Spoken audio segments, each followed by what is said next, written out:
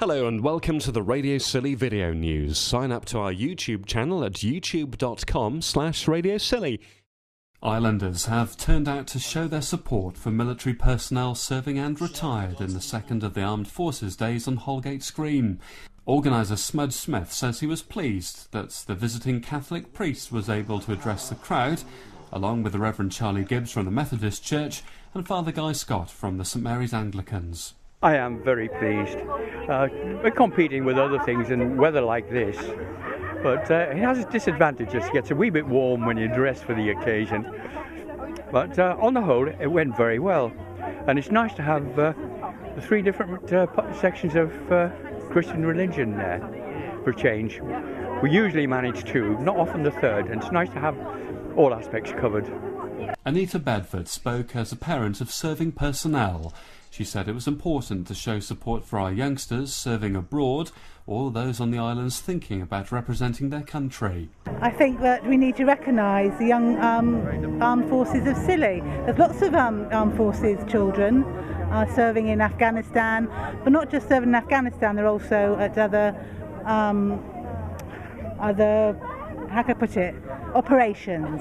My son went to Operation Deep Cut in Kenya this year, and my son-in-law is out on operations at the moment, and I think it's really good to know that we actually care and value what they do. I think they're a hidden group, aren't they? Another proud mother sat alongside her serviceman's son during the event. Nick Perkovich paid tributes to his mother Maggie and her support of him before he spoke about his early life in Scilly and how it shaped his military career. He told Radio Scilly News it was interesting seeing the Army cadets stacking up chairs at the end of the event, as that's how he started. Nick says the event is important to show the military that the public is on side. In this day and age, I think they're very, very important. I believe the British public has increasingly become supportive of our armed forces, if not necessarily the policies that they carry out. We can't exist without popular support, that's a given. Here in Scilly, who are thinking about continuing the proud tradition that these islands have of sending their young to do the Queen's business, I say this: be honest, strong and brave. It is not necessary for every man or woman to carry a rifle in defence of our country and our islands. But if you have that special quality that the armed forces seek, if you feel the urge to accept the challenge offered you, make your decision in the knowledge that those who went before you endured the same pressures, although they will tell you it was harder, felt the same emotions, although they won't tell you about that bit, and look to you to pick up the colours that they carried proudly in peace and war. May you come home safely.